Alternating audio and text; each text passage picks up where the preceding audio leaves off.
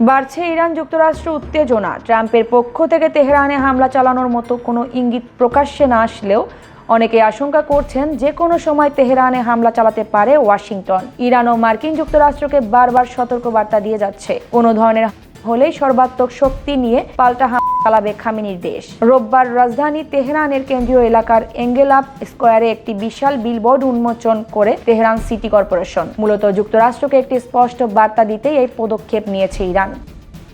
ওয়াশিংটনের পাঠানো USS Abraham Lincoln super carrier ও সহায়ক যুদ্ধবিমানগুলোর কি পরিণতি হতে পারে তার একটি চিত্র প্রদর্শন করেছে তেহরান। বিলবোর্ডটিতে একটি রণতরী ওপর থেকে দেখা দৃশ্য প্রদর্শিত হয়েছে, যেখানে ডেকের ওপর ধ্বংসপ্রাপ্ত যুদ্ধবিমান পড়ে আছে এবং সমুদ্রের পানিতে বয়ে চলার মার্কিন পতাকার আকৃতি ধারণ করেছে। এছাড়া এতে ফার্সি এবং ইংরেজি ভাষায় লেখা রয়েছে, তুমি যদি বাতাস বপন করো তবে তোমাকে ঘূর্ণিঝড় কাটাতে হবে।